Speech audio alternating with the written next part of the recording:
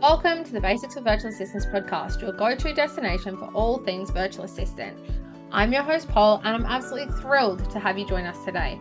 Just 4 short years ago, I took the leap into the world of virtual assistants, and let me tell you, I have never looked back. Now it's my turn to help you take the same exciting path. As we explore this world together, I'll be sharing my experiences, insight, and all the valuable lessons I've learned along the way. So get ready to explore the world of virtual assistants, uncover its limitless potential, and let me guide you on your path to becoming a successful virtual assistant. The transformation into a skilled virtual assistant starts right here, right now. Let's get started. Hello, and welcome to the Basic for VAs podcast. I'm Paul, your host, and this is the very first episode. And I am so excited to jump on and share with you everything I've learnt over the years that I have been a VA. I absolutely love being a VA. It has been the most game-changing thing for myself and my family. I started out as a virtual assistant 4 years ago, and I've been working as a full-time virtual assistant for the majority of that time. And I created this podcast because I want other people to be able to become a virtual assistant, whether you're a student who's working around studying, whether you're a new mum who doesn't want to go back to work. I just think there is a spot in the virtual assistant world for every single person, and that it is the right step for so many people who are looking for a change. So, in this podcast, I'm going to be sharing with you everything that I've learnt over the last 4 years so that you too can jump in and become a virtual assistant. Today, we're tackling a question that I see pop up in the VA community time and time again. How do you work out what your niche is? I get it. This can be one of the most challenging aspects when you're starting out. But in this episode, I'm here to guide you through it all. How to decide on your niche, what a niche actually is, and why it doesn't have to be set in stone.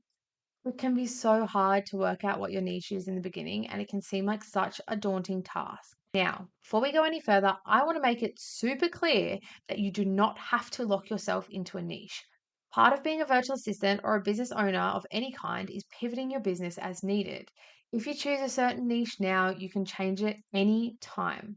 If you've ever researched being a virtual assistant, then you'll have heard the word niche over and over again. But just in case you haven't, let's talk about what a niche is in the most basic of terms. Niching is choosing an area to work in, example admin, and using this to decide who you're working for and what you're doing. Most of the time, when you hear about a niche in the VA context, you'll hear people say my niche is customer service or social media. But honestly, there are probably 1,000 different niches from YouTube to podcasting to blogging. The opportunities to work as a virtual assistant are endless. But how do we choose our niche? I like to start with these 2 questions. 1, what skills do I already have that I can use to serve clients? And 2, what type of tasks do I want to be doing as a virtual assistant? Let's start with the first question. These can be any skills. You really need to think outside the box. Have you been editing or creating reels for your personal account? Did you learn something in a class at school? For me, I did a certificate 3 in business admin in high school because it was an easy subject, but it still contributed to my OP, which, if you're not in Australia, this is what we used to use to get into university. So, this was a skill that I could add to my list. I want you to brainstorm a list of any skills that you have from any previous job, school, or a personal hobby. It can be something super simple like you're good at writing emails or something outside of the box as coding skills. Anything that you think could be transferred over to a business or offered as a service. You'd be surprised what skills transfer over. For me, it was good communication skills as I worked in customer service, basic picture and video editing skills, and my Cert 3 in business admin, which covered the basics of being a receptionist. There are 100 examples that I could use, but you get the idea. What skills do you already have that can be used to serve your clients?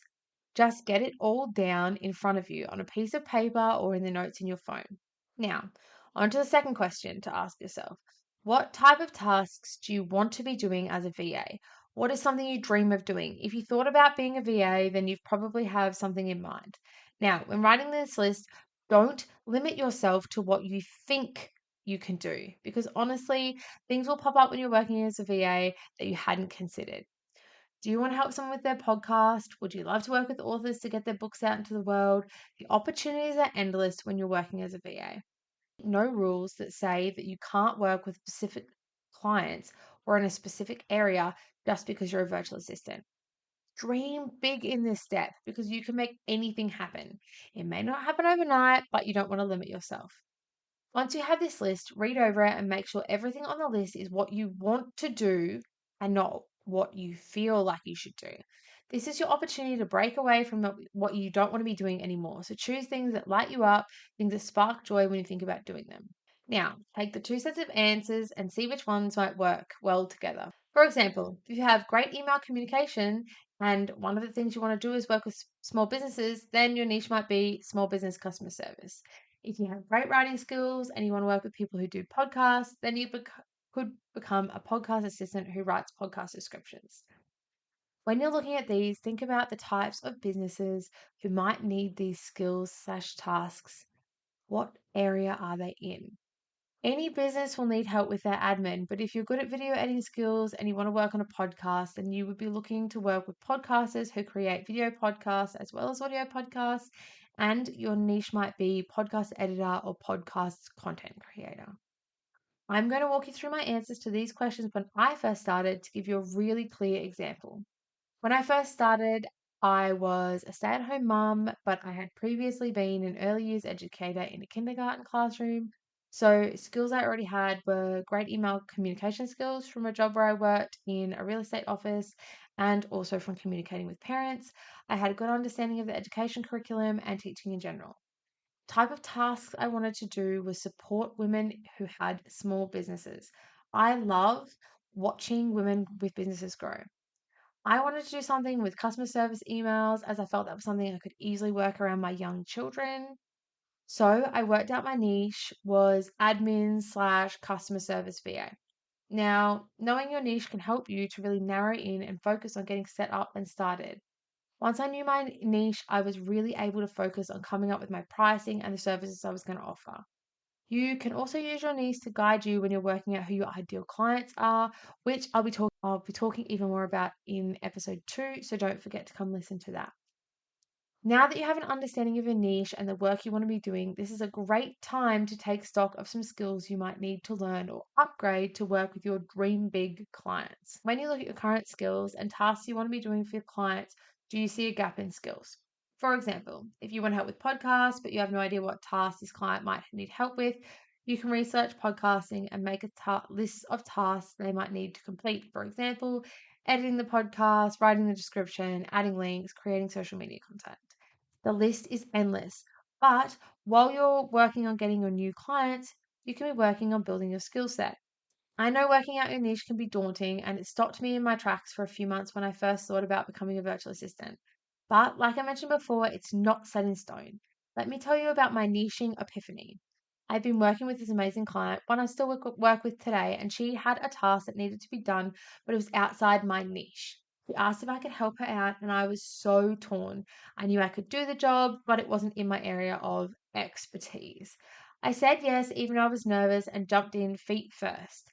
Had I been really stuck on my niche, I may not have taken on the task and would have been stuck in my position. Now, I'm a huge part of this company and we've been working together for 4 years.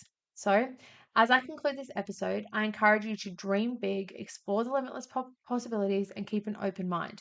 Your niche is your guide, but your journey is still filled with adventures and opportunities. If you need a sounding board, contact with me on Instagram or join our vibrant Facebook community group, The Basics for Virtual Assistants. I'd love to hear your thoughts on the episode and any questions you may have. Don't forget to tune into episode 2, where we'll delve into the world of ideal clients and why they're so crucial to your virtual assistant journey. Until then, remember that your journey is a work in progress and you have the power to shape it in incredible ways. Thanks for joining me on the Basics for Virtual Assistants podcast. I'll catch you in the next episode.